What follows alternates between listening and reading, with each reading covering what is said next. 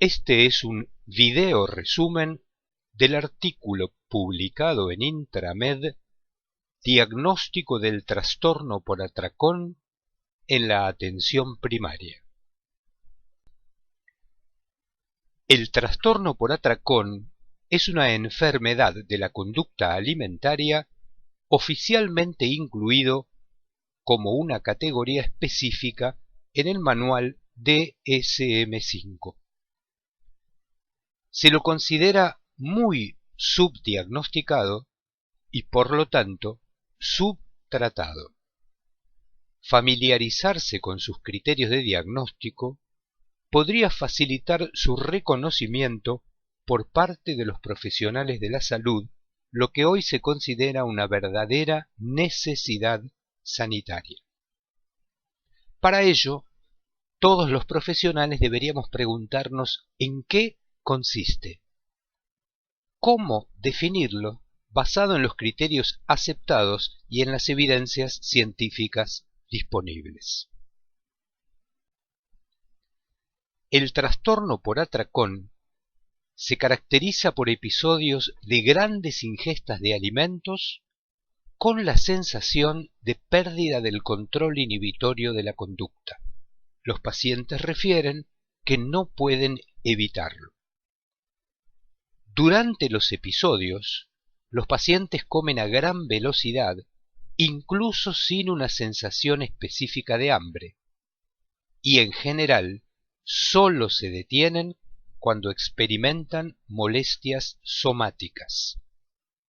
Estos episodios transcurren en soledad, son ocultados de sus seres convivientes y traen aparejados fuertes sentimientos de culpa, de asco o de malestar.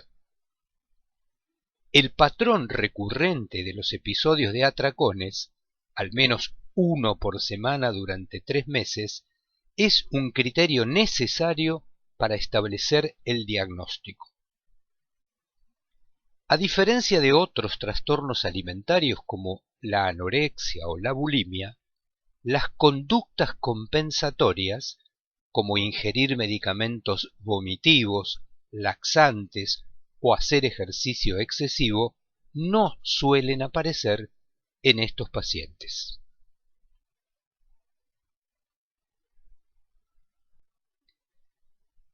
Es frecuente que los pacientes experimenten una sobrevaloración de la forma y del peso de sus propios cuerpos. Las ingestas excesivas, que son muy comunes en los adultos en ciertos momentos de la vida como las vacaciones, no se asocian a pérdida de control inhibitorio ni a sentimientos de culpa o asco y por lo tanto deben diferenciarse del verdadero trastorno por atracón. Estos episodios forman parte de la conducta ingestiva normal, no así los del trastorno por atracón clínicamente definido.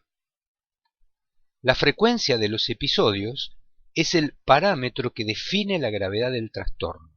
Se distingue una forma leve, con 1 a 3 episodios semanales, formas moderadas, con 4 a 5 atracones a la semana, graves, 8 a 13 atracones semanales, y formas extremas, por cierto infrecuentes, donde se registran 14 o más atracones en el curso de una semana.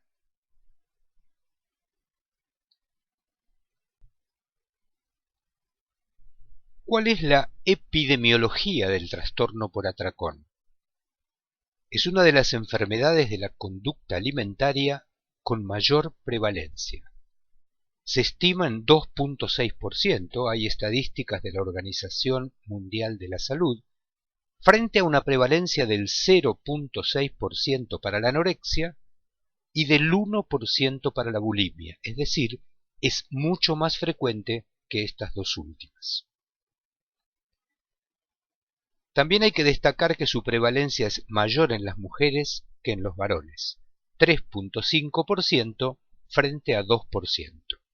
La edad más frecuente de aparición es entre los 23 y los 25 años para el primer episodio.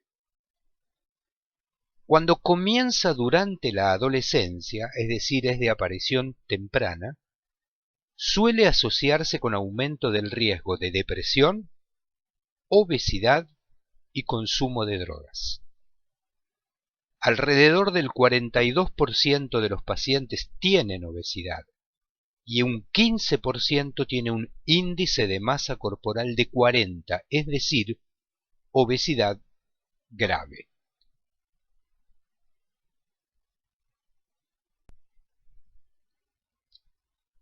Respecto de la carga de enfermedad, es necesario hacer varias aclaraciones. Esta patología tiene un alto impacto en el funcionamiento, en la calidad de vida y se asocia con mucha frecuencia a comorbilidades, ya sean estas clínicas o psiquiátricas. El 62% de los pacientes tiene deterioro funcional social en su vida laboral o en sus relaciones familiares dentro del hogar. 79% de ellos presenta al menos una comorbilidad psiquiátrica. Las más frecuentes son los trastornos de ansiedad y los del estado de ánimo. Se asocia frecuentemente con obesidad, con síndrome metabólico, con diabetes tipo 2 y con alteraciones del sueño, durante las cuales suelen producirse los episodios de atracón. Existen múltiples razones para explicar el subdiagnóstico de esta enfermedad.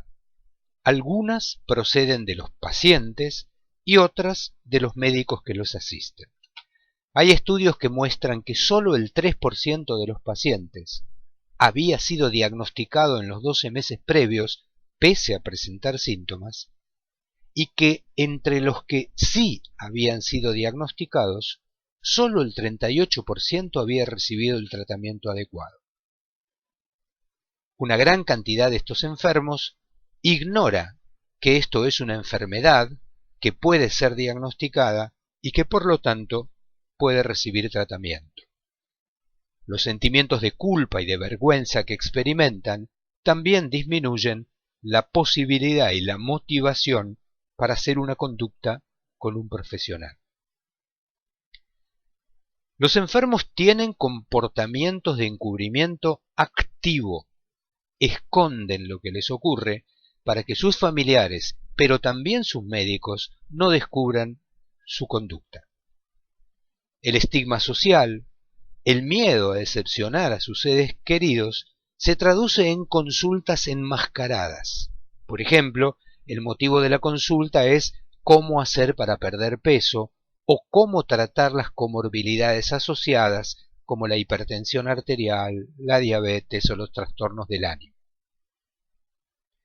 Pero los propios profesionales de la salud también tienen cierta responsabilidad en el subdiagnóstico porque en general las consultas se centran en el peso y ven a sus pacientes como individuos faltos de autocontrol, de voluntad, de libre albedrío. Se ejecutan juicios morales, pereza, glotonería. Mientras que los pacientes centran el motivo de su padecimiento en las emociones negativas que experimentan, en las estrategias de afrontamiento que implementan para ocultar lo que les ocurre y en la compulsión para hacer atracones que no pueden controlar.